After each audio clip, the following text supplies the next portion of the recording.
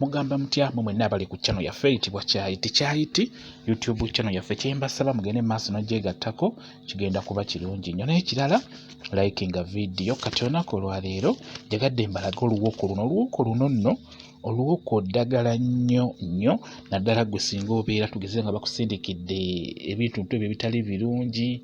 Kati wano kyenjagala obbalaga olwaleero, singa oli akuwa ekintu ng'osuubira nti ekintu ekyo si kirungi, ng'osuubira nti ekintu ekyo yakitaddeko eddagala, oba ng'osuubira akuwadde eddagala erigenda okukumalako emirembe. Okugeza oli asobola okukwata ssente n'azikuwa naye nga ssente ezo osuubira nti alina okuba nga azitaddeko ebitali birungi, oba ng'akuwadde eddagala erigenda okukumalako emirembe ng'agala ddiyisa mu ssente. Osobola okuddira bulungi nnyo ssente ezo osobola oziteeka ku ddagala lye bayita oluwoko, n'osobola bulungi nnyo okumanya n'omanya nti ssente zino tezirina buzibu, oba n'omanya nti ssente zino abadde azitaddeko ebyo ebitali birungi kayagala bibe nga binsumbuwa oba nga bimalako mirembe. Ebintu bingi oli asobola okugeza, oli asobola okugulira olugoye n'alukuwa naye ng'olugoye olwo alutaddemu eddagala oba ng'akuwadde ekyo kigenda okukumalako emirembe naye ng'abiyisirizza mu lugoye olwo lw'akuwadde. Kambalage ku ssente, okwata ssente zino nga bw'oziraba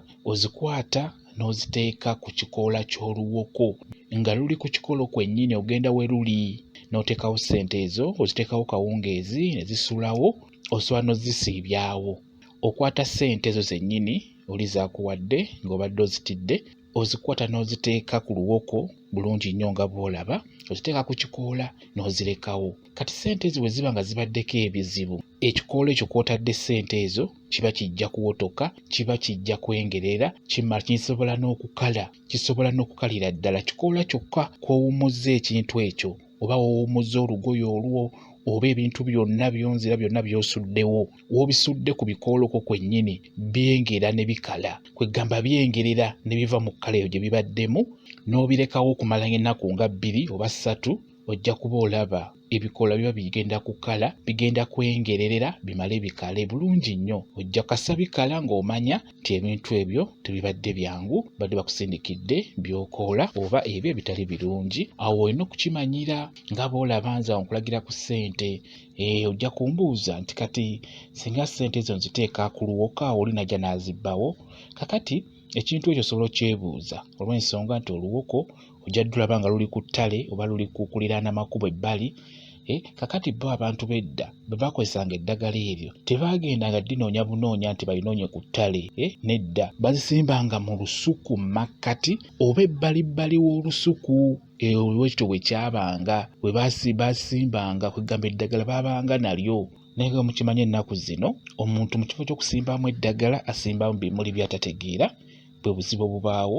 So singa ofuna oluwoko ng'olwo n'oluteeka ebbalibbali awo kiba kirungi nnyo, luba lujja kuyamba bulungi nnyo. Singa oli akusindikira bintu n'abikuteera ku mulyango gwo, tugeze oli asibyesibye ebintu mu biragala oba mu byayi n'abiteeka ku mulyango gwo, gw'obikwata okwata oluwoko bulungi nnyo n'okwata n'oluwaanyi n'ojja n'obisituza n'obisitulawo bulungi n'obitwala ku luwoko olwo. Kati obiba nga bibadde bakusindikidde eddogo, ebikoola by'oluwoko w'osudde ebintu ebyo ebikoola bibeera bijja kukala bulungi nnyo. Awo ebeera ojja okutegeerera nti babadde bakusindikidde eddogo. Okitegeera bwe kityo bwe kiri. Oluwoko lulungi nnyo mu kumanya nti bino ebintu ebyo batadde ku mulyango libadde eddogo oba oli antiisatiisa. Bwe kityo bwe kiri. Sikugambye nti buli ssente ozikebere oba buli kintu okikebere, nedda. Wabaawo omuntu akuwa ekintu muli mutima ne weekengeramu. Ekyo nsubira mwenna mukifuna. Oli akugulira ekintu oba n'akuwa ekintu n'ogamba naye omuntu oyo mu butuufu nga si mwangu, ate tambadde bulungi ennaku zino, lwaki akuwadde ekintu ekyo kireete wano ewaka? Kati mu kubeera nga okaayana nga weemulugunya, gwe kikwate bukwasi, kitwale okiteeke ku luwoko. Bw'onaalaba nga oluwoko ng'ebikoola bikaze w'okiwummuzza, ojja kumanya nti libadde eddogo lyabadde akuwadde, lyabadde awadde omwana aleete ewaka, likutabukire oba libatabuukire.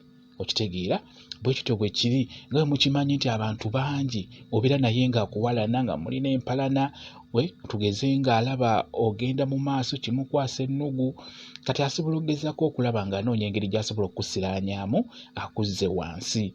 Kati ekintu ekyo asobola okukikola mu nkola nnyingi. Asobola okukutega eddagala olibuuke, asobola okufuuyira emmindi oba asobola okufuna ekintu n'akikuwa olumala okkikwatako bw'oti olumbe ne lutandikira awo oba ebizibu ne bitandikira awo. Okitegeera kati n'olwekyo osaanidde obeera n'oluwoko olwo lujja kukuyamba okukebera ekintu ekyo omuntu oyo gwe weeraliikirira kyakuwadde ojja kukimanya nti kirungi oba kibi. Bwe kityo bwe kiri kye njagadde mbannyonnyolemu mbalage n'obbalaga enkola gy'okikolamu bw'otyo nga bw'olaba bw'otyo bw'olina okukikola. Bwe kityo bwe kiri mwebale kubeera ku channel yaffe eyitibwa Kyayiti YouTube channel yaffe. Kye mbasaba mugende mu maaso n'ogyegattako kigenda kuba kirungi nnyo. Mubeere bulungi, mweraba.